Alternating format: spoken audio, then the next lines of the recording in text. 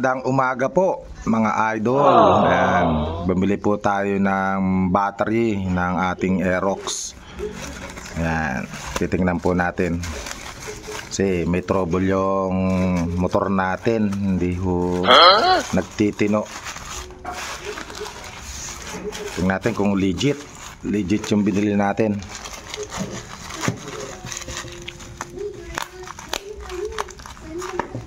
Po yung sa Aerox 155. Nah.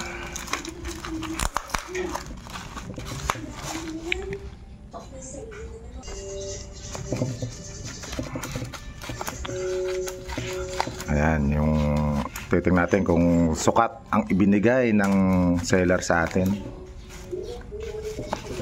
Order po natin is Yuasa.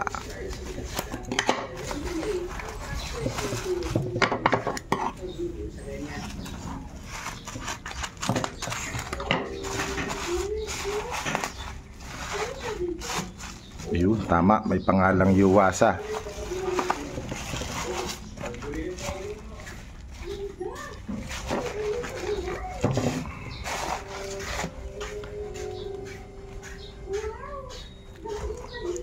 Ito yung battery ng Aerox YTZ7 volts. Yan, 12 volt to 6 amperes. Yan, titingnan natin yung loob.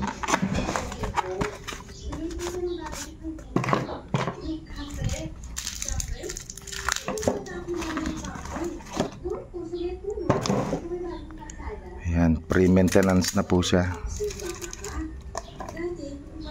So maganda naman po yung padala nila. Ngayon, tagilid nga lang yung paa. Yan, okay sana, tagilid lang. Pero pwede naman yun, iuunat lang. Yan mga idol, tara, kabit na natin to sa aking motor. Yan. Alright. A few moments later. Ayan mga idol, kakabit na po natin yung battery. So mga idol, kaya naman po natin papalitan yung battery nya. Kasi nga po, ganito nangyayari. Ayan, pag binuhay nyo po yan, ito po yung battery nya. Battery, voltage battery. Ayan, yan po is nababa na po yung kanyang voltage. Ibig sabihin nasisira na po yung battery nya or nauubos na yung karga. Ayan o, nababa na po. Maabot na po minsan ng 11 yan, 11 volt battery. So hindi na rin na kayang paandarin minsan. Ngayon po napapaandar pag napaandar naman siya, namamatay po sa takbuhan. Ayan. Ayan, katulad yan, umandar na po siya. So ayan, kita naman po na nagkakarga po yung voltage nya. Ayan. Pero pagka mahaba na po yung takbo nya, namamatay na po siya, bigla na lang namamatay. Tapos nag-indicate po dyan ng error 12 ang lumalabas. So ibig sabihin po nun, hindi po lahat ng error 12 ay sa wiring o kaya sa ibang pyesa nya. So kung matagal din naman po yung motor nyo, matagal na po yung battery, titingnan nyo rin yung tagal ng lifeline ng battery. Kasi siya rin po yung nagiging sanhi minsan ng ng pagkaka-error, error 12. Ayan mga idol. So tatry na po natin na kabit po natin yung bagong battery natin.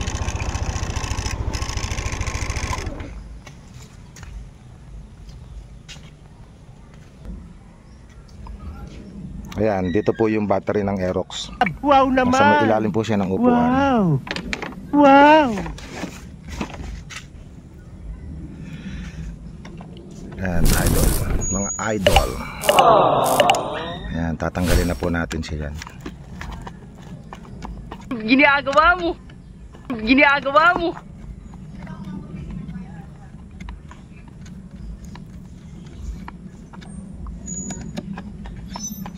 Yung dati kasing napaltan na yung dating ano niyan. Dating battery. Hindi totoo yan. Bola lang yan. Ay nakabit natin is yung mura laang. Inabot din naman ng 1 taon, 1 year. Ang galing mo pala dyan ah. Hindi ko alam ah.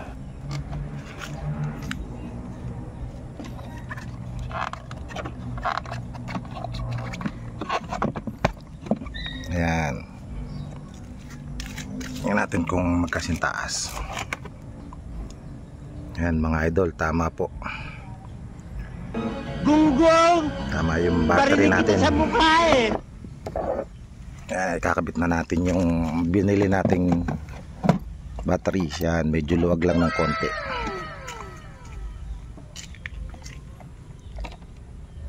Ito, isisikwatin lang natin siya. Kasi tagilid yung paa niya. O baka yun talaga design niya. Kabit muna natin mga idol. Ayan, naikabit na po natin ang bagong battery. Yan. Yan lang po yan, positive, negative, negative, positive. Yan.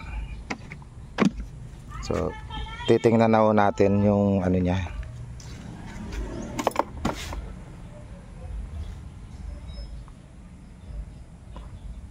Yan guys, ano na po yung ano niya. Malakas yung battery niya, nag-reset. Ginagawa mo. Ginagawa mo. Yan, 12.5. Yan po yung nakuha natin sa bagong battery. 12.5. Yan, stable na po siya ng ganyan. So, paandar na natin. Yan.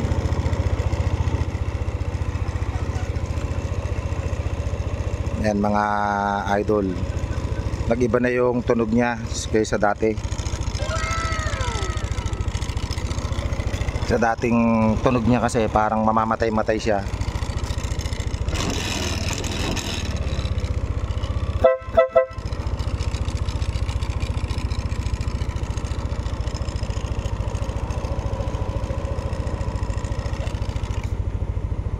So, ayun po. Yan.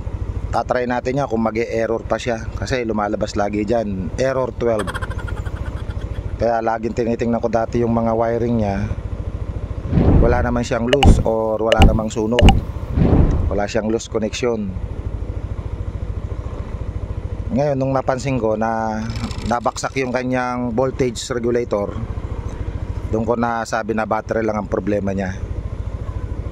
Yan, mga idol.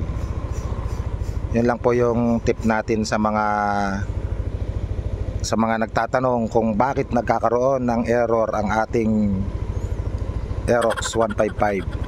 So 5 taon na po sa akin tong Aerox na to. Yan lang po nagiging problema niya. Wala na pong ibang issue. Dahil nga po lagi nating inaalagaan at binabantayan lahat ng mga problema niya. Yan. Alright.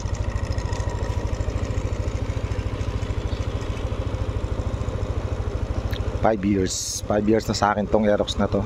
Ano lang po, nagiging ano niya, walang ingay ang makina.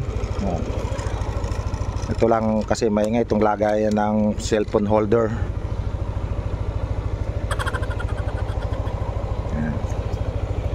Alright. 1 hour later.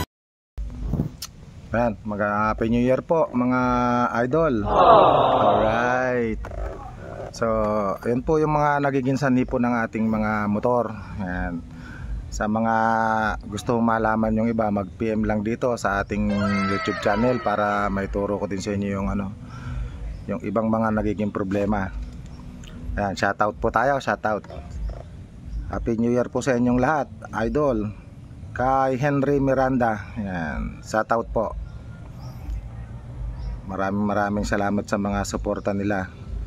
Kay Percival Javier, ayan, nag-PM siya ng boss, tanong lang po, need po ba mag-reset ng ECU pag nag-install ng mini driving light? So hindi na po kailangan mag-install ng mag-reset ng ECU. Yan, basta mga wiring lang po na tama ang inyong kakabitan. Wala naman silang problema. Wag lang po siyang mga mag-shorted. Yan. So kay William Daser, yan, maraming salamat. Shoutout sa iyo, Idol William Daser. Kay Sir Dexter Masangkay, yan, maraming salamat po sa suporta nyo. God bless. Shoutout po. Kay Justin Añeco, yan, shoutout po. Shoutout. Kay Egay Balisteros, yan, shoutout sa iyo, Idol. Kay Bicol Bases, yan, shoutout po. Shoutout, Idol. Maraming salamat sa suporta ninyo. Kay Greg TV, yan, salamat, Idol, sa palaging mga panonood ng ating YouTube. Yan. Kay Raymundo, yan, wala pa, naibigay na yung mga 13-month pay ng mga empleyado. Yan. Kay Juan Miguel Cadiz, yan, shoutout po. Shoutout. Kay Dong Buds TV, shoutout sa iyo, Dong, Idol. Salamat sa pagsuporta. Kay Ramni DC, shoutout sa iyo, Idol. Yan. Maintenance ka pala dyan sa DLTV ko. Alright. Opo, dati tayong driver, naging maintenance na po tayo. Yan. Kay Beng Vlog, yan, shoutout sa iyo, Beng Vlog. Alright. Salamat sa suporta at pag-subscribe sa aking channel. Yan. Kay Horisen Kagami, yan, shoutout sa iyo, shoutout, Idol. Kay Marklen Rayel, ayan, shoutout po. Shoutout sa inyong lahat. Ayan. Kay Big Truck, ayan, shoutout po. Shoutout. Salamat sa palaging panunod sa aking YouTube channel. Alright. Kay Glenn Goboy, ayan, shoutout sa Idol. Ayan, maraming salamat po sa lahat ng mga sumusuporta. At yung mga hindi pa po nagsusubscribe, paki-subscribe lang po. Maraming salamat po sa inyong lahat. At Happy New Year at God bless po. Bye.